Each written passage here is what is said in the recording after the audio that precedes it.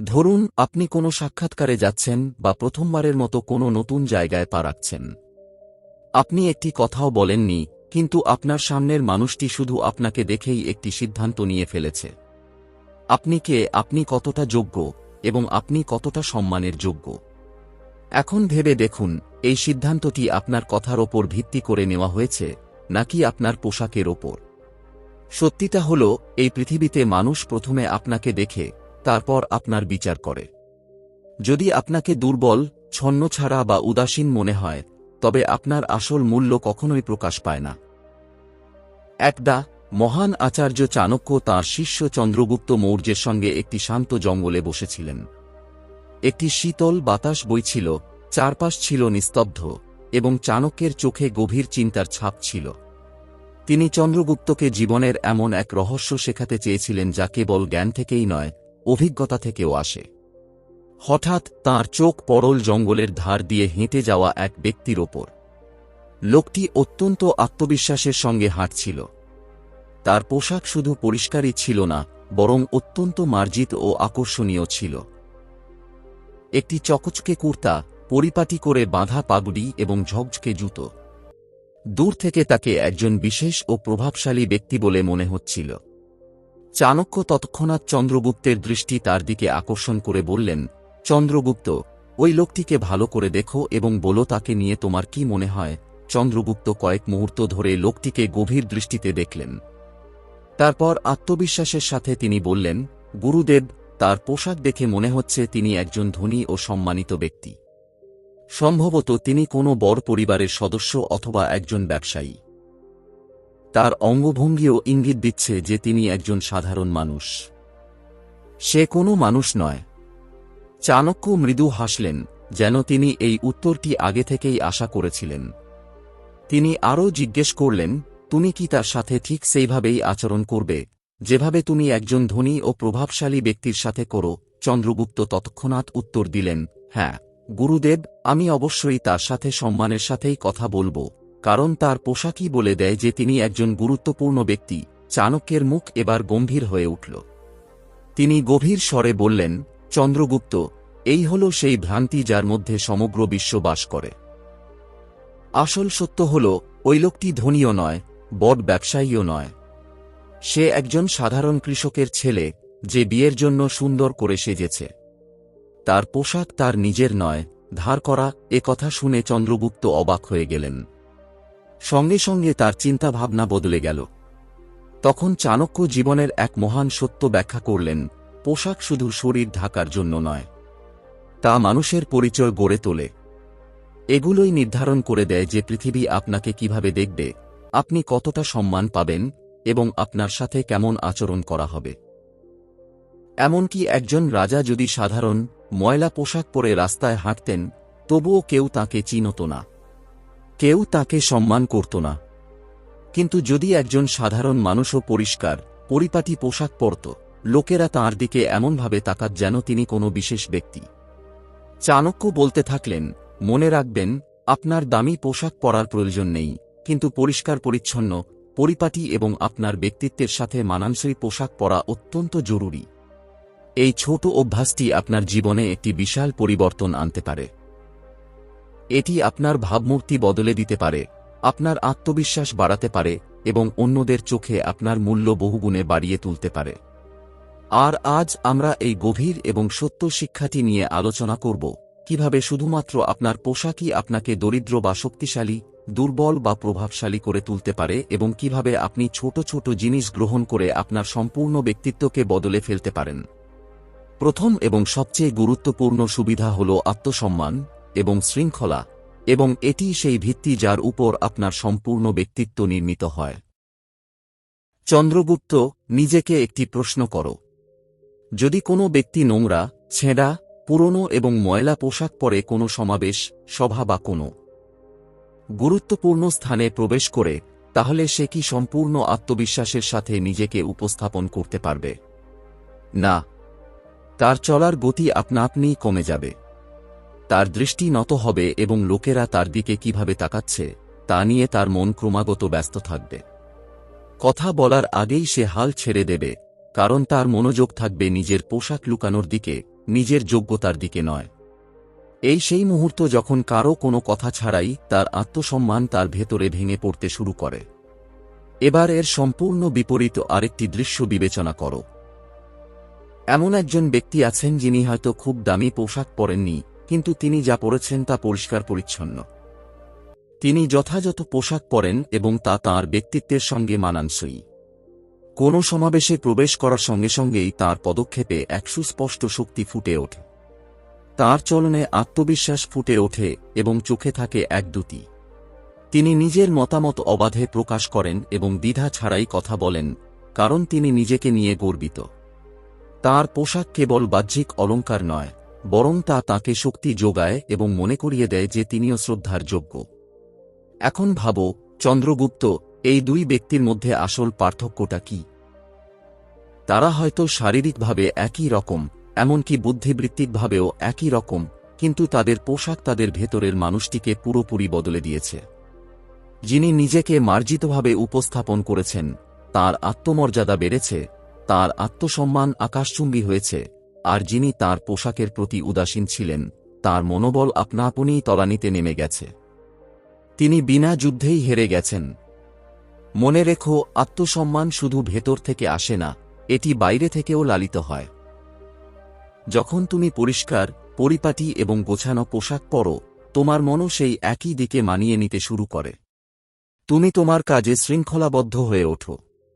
তোমার আচরণ গম্ভীর হয় এবং তোমার চিন্তাভাবনা উন্নত হয়। কিন্তু যখন তোমার পোশাক নোংরা, অপরিচ্ছন্ন এবং অগোছালো থাকে, তখন সেই অগোছালো ভাব ধীরে ধীরে তোমার চিন্তা ও কর্মে প্রবেশ করে। আর এটাই সমাজের কঠোর সত্য, চন্দ্রগুপ্ত। মানুষ তোমাকে প্রথমে তোমার পোশাক দিয়ে বিচার করে। যদি তোমার পোশাক নিম্নমানের হয়, তবে তারা তোমাকে দুর্বলও মনে করবে। তারা তোমাকে উপেক্ষা করবে, তোমার কথা অগ্রাহ্য করবে এবং কখনো কখনো না শুনেই তোমাকে খারিজ করে দেবে। তোমার যোগ্যতা, তোমার বুদ্ধিমত্তা, তোমার সততা সবই পেছনে পড়ে থাকবে, কারণ তোমার প্রথম ধারণাটি দুর্বল হয়ে পড়বে। তুমি হয়তো ভাবছ, এ নিয়ে তোমার লজ্জিত হওয়ার কি আছে? কিন্তু সত্যিটা হল, কোনো মানুষই স্বাভাবিকভাবে নোংরা বা অপরিচ্ছন্ন দেখতে চায় না। প্রত্যেক মানুষেরই পরিপাটি ও গোছানো থাকার, নিজেকে ভালোভাবে উপস্থাপন করার এবং সমাজে সম্মানিত হওয়ার একটি স্বাভাবিক আকাঙ্ক্ষা থাকে।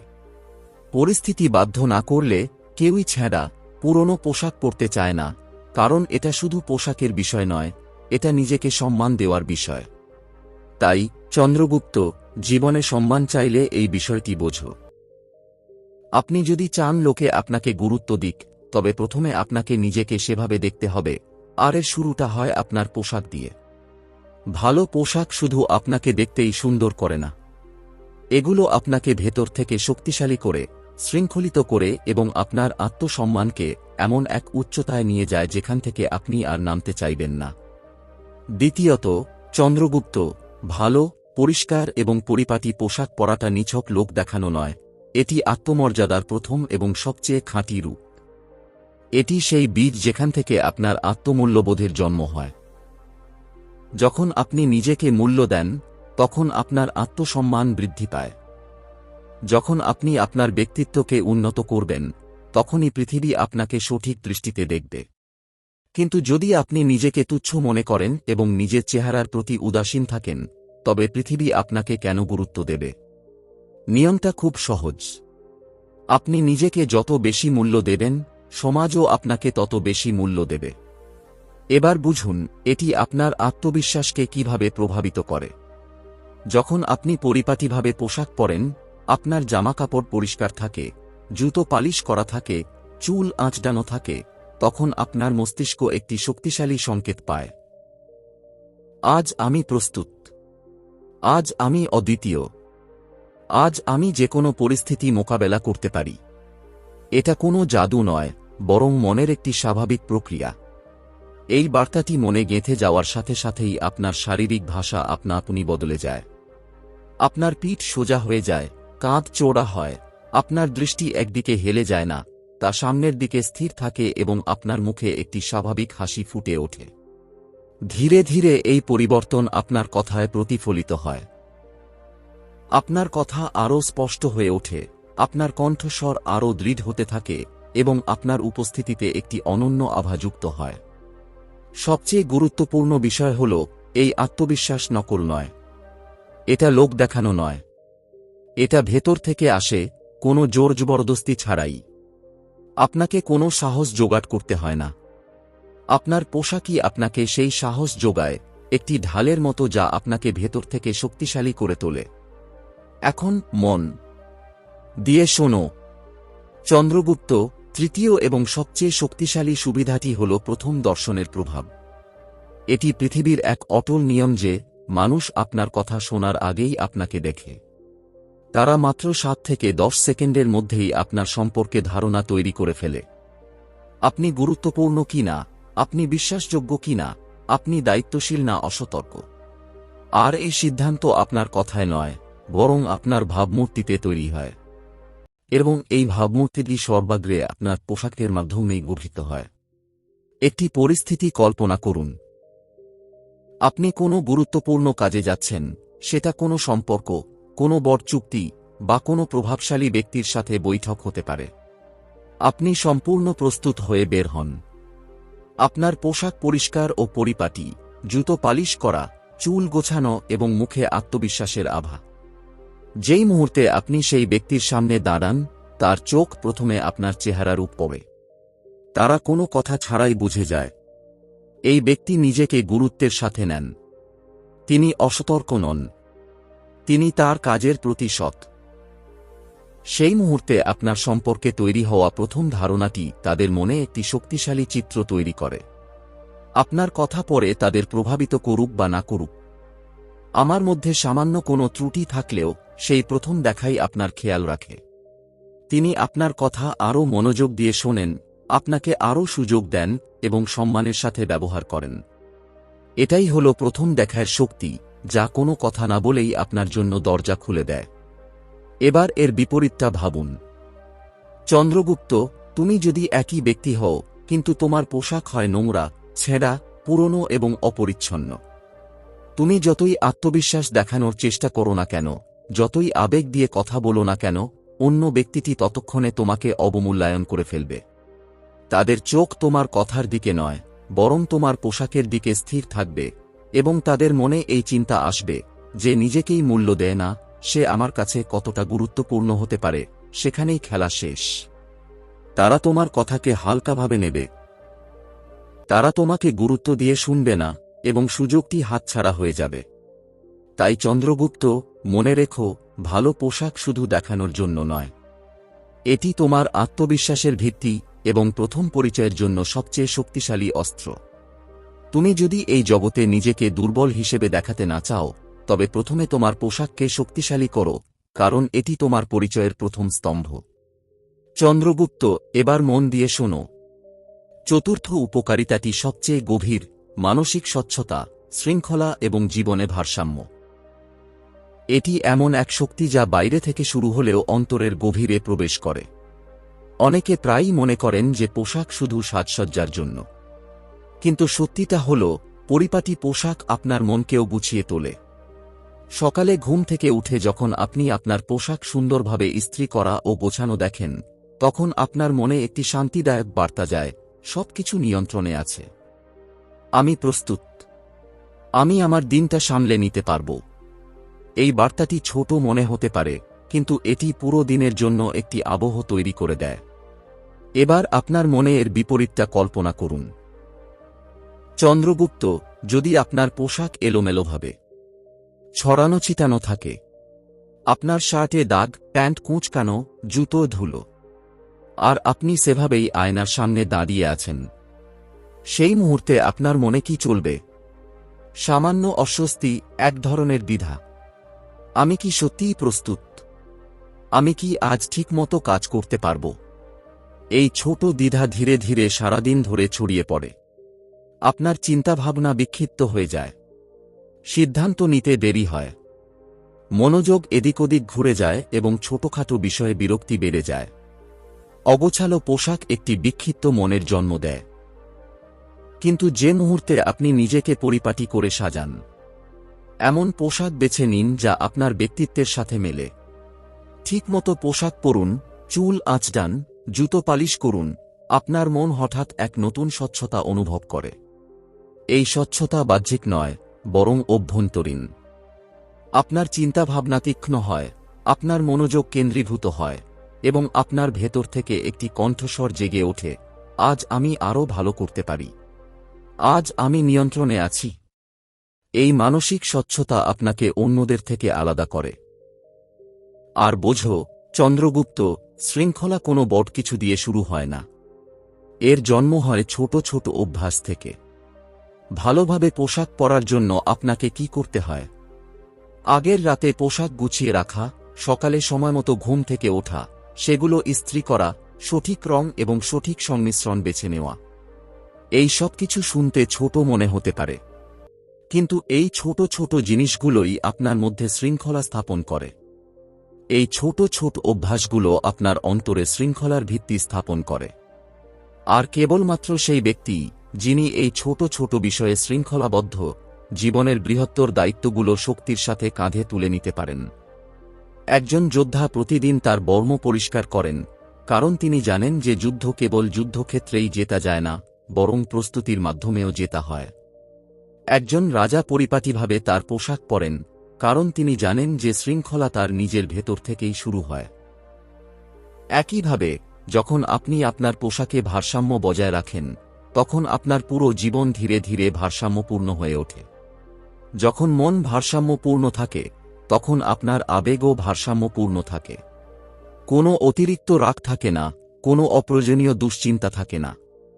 আপনার সিদ্ধান্তগুলো হয় স্পষ্ট এবং যৌক্তিক। আপনার কথায় একটি স্থিরতা থাকে এবং আপনার উপস্থিতিতে এক স্বতন্ত্র শান্তি বিরাজ করে। লোকেরা আপনার আশেপাশে স্বাচ্ছন্দ্য বোধ করে, কারণ আপনার ব্যক্তিত্ব স্থিতিশীল এবং ভারসাম্যপূর্ণ হয়ে উঠেছে। চন্দ্রগুপ্ত, আমি নিজে একজন যুবককে দেখেছিলাম। খুব প্রতিভাবান, কিন্তু সবসময় অগোছালো পোশাকে থাকত। তার মনও ছিল একইভাবে বিক্ষিপ্ত। সে ছোটখাটো বিষয়ে বিরক্ত হয়ে যেত এবং মনোযোগ দিতে পারত না।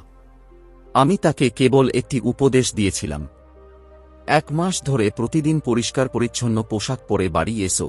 সে তাই করেছিল, এবং 1 মাস পরে সে এক পরিবর্তিত মানুষ হয়ে ফিরে এসেছিল। সে বলল, গুরুদেব, এখন আমার চিন্তাভাবনা পরিষ্কার।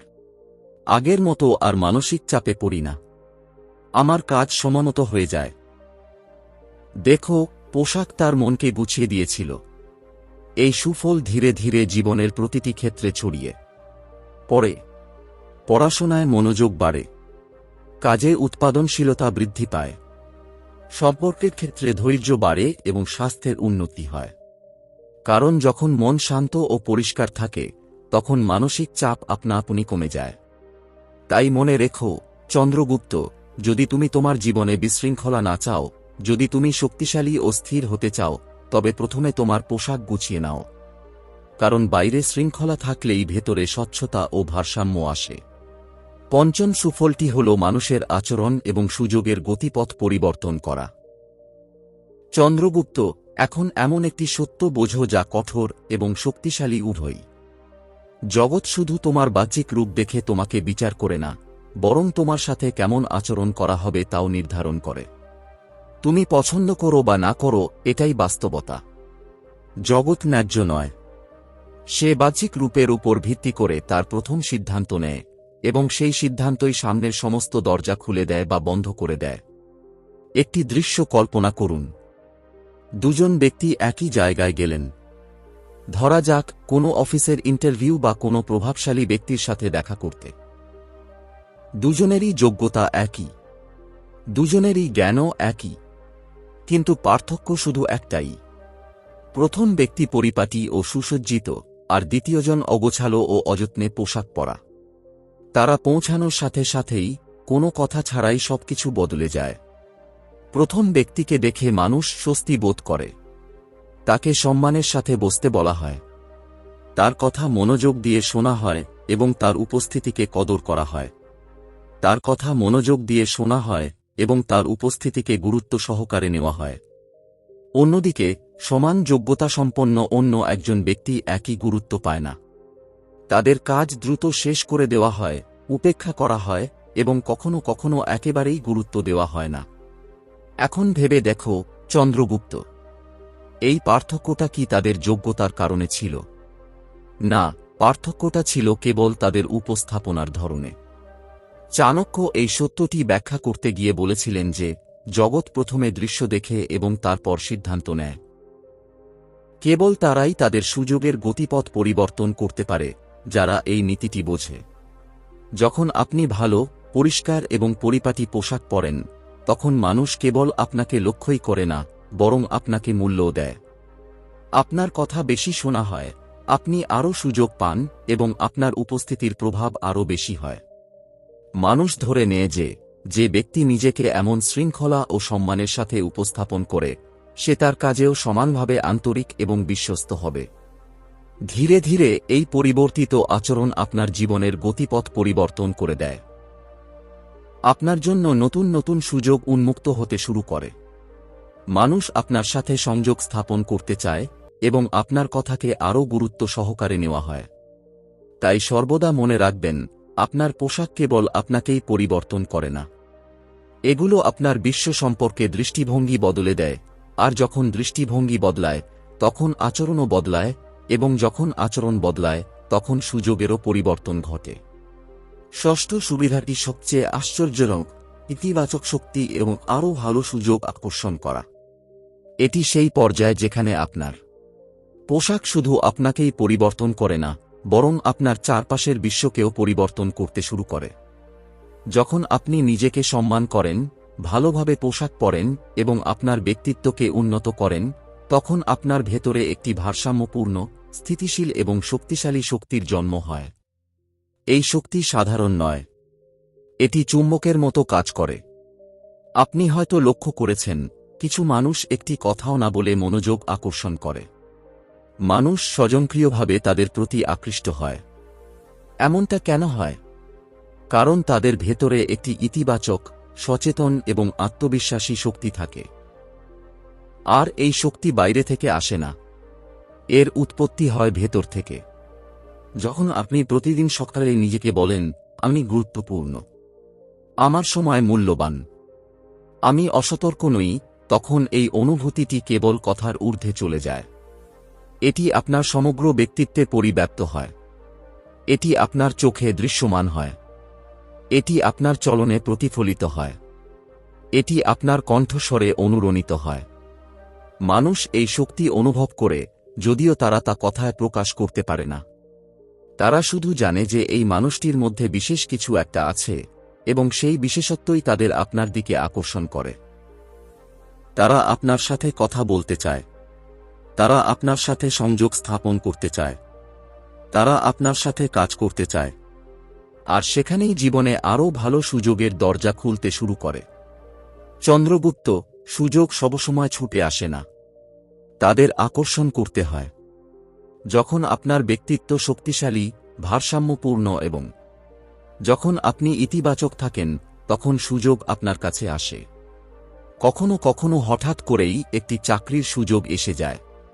কখনো কোনো প্রভাবশালী ব্যক্তি আপনাকে লক্ষ্য করতে শুরু করেন। কখনো একটি নতুন অংশীদারিত্বের সুযোগ তৈরি হয়। আপনাকে সব জায়গায় তাড়াহুড়ো করতে হয় না, কারণ আপনার শক্তি আপনার পরিচয় হয়ে ওঠে। কিন্তু এর সবচেয়ে বড় প্রভাব শুধু বাহ্যিক সুযোগের মধ্যেই সীমাবদ্ধ নয়, বরং আপনি যেভাবে জীবনযাপন করেন তার উপরেও পড়ে। যখন আপনি নিজেকে ভালোভাবে সাজান, তখন আপনি প্রতিটি দিনকে গুরুত্ব সহকারে নিতে শুরু করেন। আপনি বুঝতে শুরু করেন যে এই দিনটি আমার জীবনের একটি গুরুত্বপূর্ণ অংশ। আমি এটি নষ্ট করতে পারি না। এই চিন্তা আপনার মধ্যে সচেতনতা নিয়ে আসে। ধীরে ধীরে আপনি উদাসীনতা ত্যাগ করেন। আপনি আপনার সময়ের মূল্য দিতে শুরু করেন। আপনি আপনার কাজের মূল্য দিতে শুরু করেন। আপনি আপনার লক্ষ্যগুলো স্পষ্টভাবে দেখতে শুরু করেন। শৃঙ্খলা আপনার অভ্যাসে পরিণত হয় এবং আত্মসম্মান আপনার পরিচয় হয়ে ওঠে।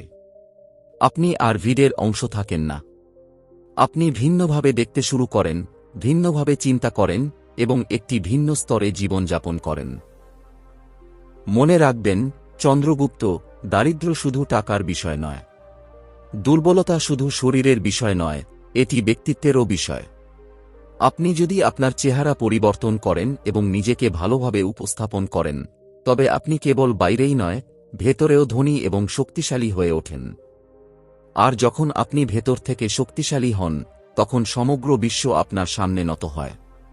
তাই আপনার পোশাককে কখনো তুচ্ছ মনে করবেন না। এগুলো শুধু আপনাকে ঢেকে রাখে না, এগুলো আপনার শক্তি তৈরি করে, আপনার সুযোগ নির্ধারণ করে এবং আপনার সম্পূর্ণ সত্তাকে গঠন করে। সপ্তম উপকারিতা, আত্মপরিচয় এবং মানসিক প্রোগ্রামিং। চন্দ্রগুপ্ত, এখন চূড়ান্ত এবং সবচেয়ে সূক্ষ্ম সত্যটি বুঝুন। আপনি যা পড়েন তা ধীরে ধীরে আপনি হয়ে ওঠেন। এটা শুধু বাহ্যিক রূপের বিষয় নয়, এটা আপনার মনের গভীর প্রোগ্রামিং, যা প্রতিদিনের প্রতি মুহূর্তে আপনার ব্যক্তিত্বকে গঠন করে। আপনি ভাবেন পোশাক শুধু শরীরের জন্য, কিন্তু বাস্তবে এগুলো আপনার চিন্তাভাবনা, আপনার অভ্যাস এবং আপনার পরিচয়কে প্রভাবিত করে। যখন আপনি প্রতিদিন এমন পোশাক পরেন যা অসাবধানতা, অগোছালো, নোংরা বা চিন্তাহীনভাবে বেছে নেওয়াকে প্রতিফলিত করে, তখন আপনার মন একই বার্তা পেতে শুরু করে, আমি সাধারণ, আমি ভিড়ের অংশ, আমার জীবনে কোনো নির্দিষ্ট দিক নির্দেশনা নেই। এই চিন্তা ধীরে ধীরে আপনার ভাবনার অংশ হয়ে যায় এবং আপনি অবচেতনভাবে নিজেকে সেই স্তরে সীমাবদ্ধ করে ফেলেন। কিন্তু যে মুহূর্তে আপনি আপনার পোশাক পরিবর্তন করেন, পরিষ্কার, পরিপাটি, চিন্তাভাবনা করে বেছে নেওয়া এবং আকর্ষণীয় পোশাক পরেন, আপনার মন একটি সম্পূর্ণ নতুন বার্তা গ্রহণ করে। আমি আলাদা, আমি গুরুত্বপূর্ণ, আমি আমার জীবনকে গুরুত্বের সাথে নিই। এই পরিবর্তন শুধু বাইরে থেকে আসে না, এটা অন্তরের গভীরে প্রবেশ করে। শুরুতে এটাকে সামান্য প্রচেষ্টা বলে মনে হয়, কিন্তু ধীরে ধীরে এটা অভ্যাসে পরিণত হয়, আর তারপর সেই অভ্যাসই আপনার পরিচয় হয়ে ওঠে। চাণক্য বলেছেন যে মানুষ তার মহৎ কর্ম দ্বারা নয়, বরং তার ছোট ছোট অভ্যাস দ্বারা গড়ে ওঠে এবং সেই অভ্যাসগুলোই তার জীবনের গতিপথ নির্ধারণ করে। যখন আপনি প্রতিদিন নিজেকে একজন শক্তিশালী, শৃঙ্খলাপরায়ণ এবং প্রভাবশালী ব্যক্তি হিসেবে উপস্থাপন করেন, তখন আপনার মনও সেই অনুযায়ী নিজেকে ঢেলে সাজাতে শুরু করে। আপনার সিদ্ধান্তগুলো বদলাতে শুরু করে। আপনি উদাসীনতা ত্যাগ করে দায়িত্ববোধের দিকে এগিয়ে যান। আপনার চিন্তাভাবনা বদলে যায়। আপনি ছোট লক্ষ্যগুলো ছেড়ে বড় স্বপ্নের দিকে এগিয়ে যান এবং ধীরে ধীরে, কোনো বড় প্রচেষ্টা ছাড়াই, আপনার পুরো জীবনটাই বদলে যেতে শুরু করে। মনে রাখবেন, চন্দ্রগুপ্ত, পরিচয় হঠাৎ করে তৈরি হয় না।